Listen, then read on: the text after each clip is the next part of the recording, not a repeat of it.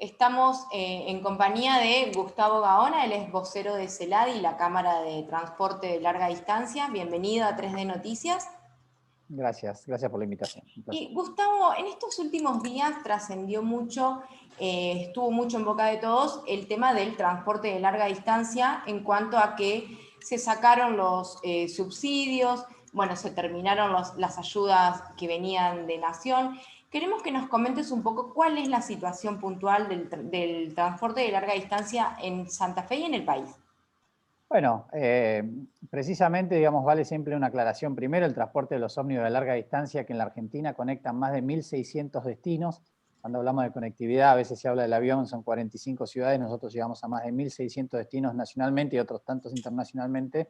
Hay dos tipos de larga distancia, es decir, hablando comúnmente, la larga distancia nacional, esa que atraviesa las provincias, las jurisdicciones provinciales, inclusive llegando a la Ciudad de Buenos Aires, y lo que es la larga distancia provincial, o sea, es un viaje que no es urbano, que no es suburbano, pero que recorre, digamos, una extensión larga, pero no sale de la provincia. Lo que es la larga distancia nacional, hace muchos años ya que los ómnibus, y contrariamente a lo que muchas veces se cree, no cuentan con ningún tipo de subsidio, no tienen subsidio al combustible, no tienen subsidio de moneda económica, no lo tienen desde el año 2017.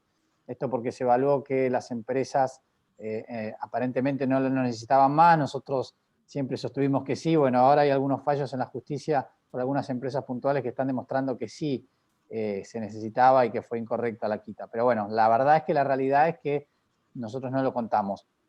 ¿Cómo hicimos para sostenernos este año con el servicio de larga distancia sin subsidios? Bueno, porque recibimos fondos excepcionales, ¿no? Y en ese sentido hay que reconocer que el Estado Nacional, a través del Ministerio de Transporte, fue de gran ayuda para nosotros. Logramos subsistir básicamente gracias a ello, y también gracias a la ayuda de los programas ATP, Asistencia al Trabajo a la Producción, que lograron que nuestros 16.000 trabajadores recibieran una parte importante de su salario. Los ayudas del ATP sí se terminó el 31 de diciembre, y a nosotros nos genera mucha preocupación porque te contaba antes de iniciar la nota que entre el 75 y el 80% de nuestro personal y nuestra flota está ociosa, está sin trabajar, ¿sí? Bajo el régimen de suspensión. Y esto tiene que ver con un motivo, es que no hay demanda. Estamos comenzando el mes de febrero, pero hemos pasado la última quincena de diciembre y todo el mes de enero, y los números son aún mucho más bajos de lo que creíamos. Si bien esto cambia de localidad a localidad, de ciudad a ciudad, pero estamos hablando que a nivel país viajaron en este verano, en relación al verano anterior, un 80% menos del pasajero, ¿no? Eso te iba a decir, cómo te iba a preguntar cuál era la situación del transporte con respecto a la temporada de verano.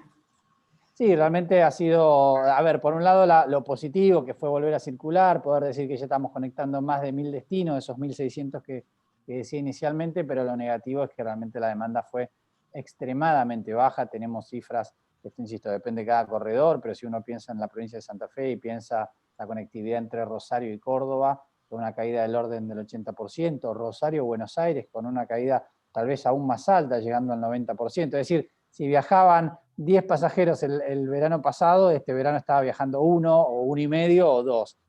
Y eso plantea un escenario muy difícil, no solo para la larga distancia nacional, sino también, lógicamente, para la larga distancia provincial, que si bien tiene algunas ayudas particulares, la verdad que pasa la misma situación que pasamos nosotros, y en muchos casos son las mismas empresas que ofrecen ambos tipos de servicios, ¿no? ¿Cómo se perfila hoy la situación? ¿Qué medidas van a tomar o cómo van a empezar a articular, a trabajar a partir de, bueno, estamos comenzando febrero, pero tenemos un año largo y por lo que se perfila desde ahora no va a distar mucho de lo que fue el 2020 en cuanto a protocolos y cuidados?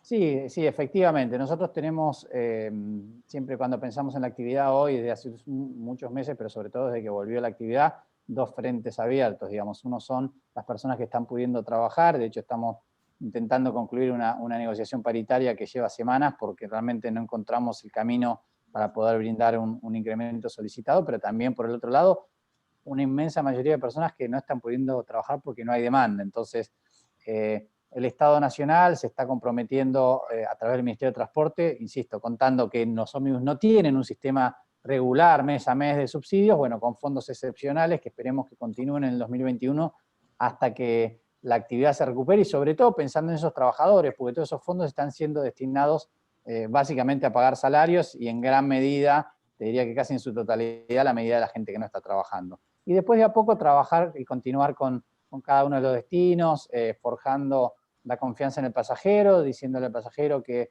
puede viajar en ómnibus, que se está viajando bien, que los protocolos se están cumpliendo, que no estamos teniendo afortunadamente, después ya de 2 meses, ni un solo caso de contagio evidenciado a bordo, y sí se han encontrado, digamos, posteriormente que gente con COVID ha viajado, pero no se ha producido ningún contagio a bordo, con lo cual entendemos que el ómnibus está funcionando desde ese lado bien. Lo que falta es la demanda, lo que falta es el apoyo del gobierno. Mientras tanto, insisto, no por nosotros mismos, sino por lo que representa el ómnibus para tantas ciudades y pueblos de todo nuestro país, ¿no?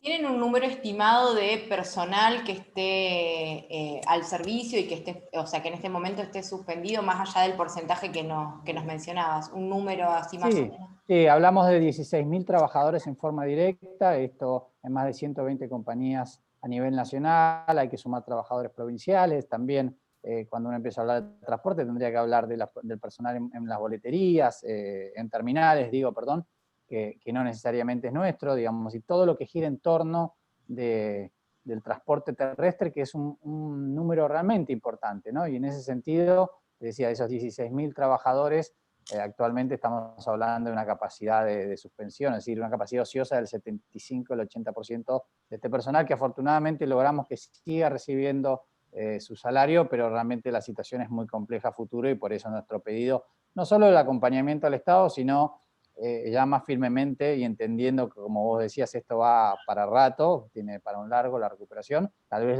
ya ha llegado el momento de declarar la emergencia sectorial, que esto nos permitiría tomar medidas más de fondo y con mayores herramientas de parte del Estado para ayudarnos en esta recuperación, ¿no?